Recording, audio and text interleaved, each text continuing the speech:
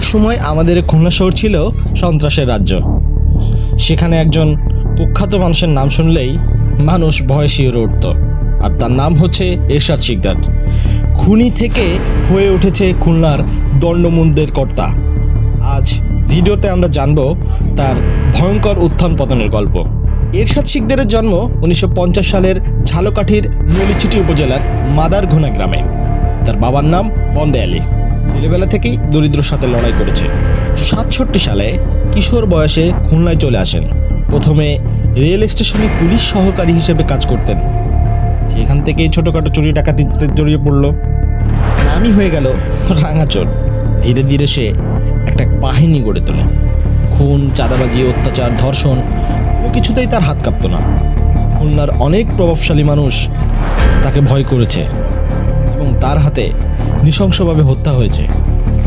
বিভিন্ন সূত্র অনুসারে তার হাতে অন্তত জানা গেছে যে 60 থেকে 66 জনের মৃত্যু হয়েছে। এর পরবর্তীতে সে রাজধানীতে ঢুকে পড়ে।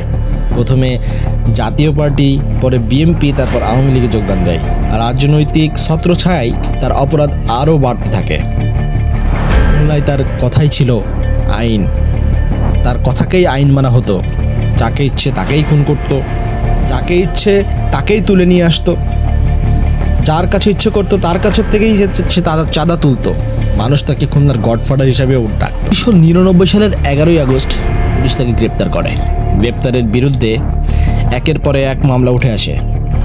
নৃশংসতার কাহিনী সবাই শুনে হতবাক হয়ে যায়। 2000 সালে খুলনা আদালতে তাকে মৃত্যুদণ্ড দেওয়া হয়। 4 সালে 10ই মে মধ্যরাতে জেলা কারাগারে তাকে ফাঁসি কার্যকর করা হয়। এরশাদ শিকদারের গল্প আমাদের শেখায় ক্ষমতা আর ভয় দেখিয়ে কতদূর যাওয়া যায়, কিন্তু শেষ পর্যন্ত আইন ও বিচারের কাছে পার পায় না। আজও খুলনার অনেক বয়স্ক মানুষ আছে যারা এরশাদ শিকদারের নাম শুনলে শিহরে ওঠেন। তুমি আসলে কি মনে করছো? এমন সন্ত্রাসীদের গল্প শোনা উচিত নাকি ভুল? কমেন্টে জানাও। ভিডিও ভালো লাগলে লাইক দাও, শেয়ার করো এবং চ্যানেলটি সাবস্ক্রাইব করো। পরবর্তীতে আবার একটি নতুন ভিডিওতে দেখা হবে।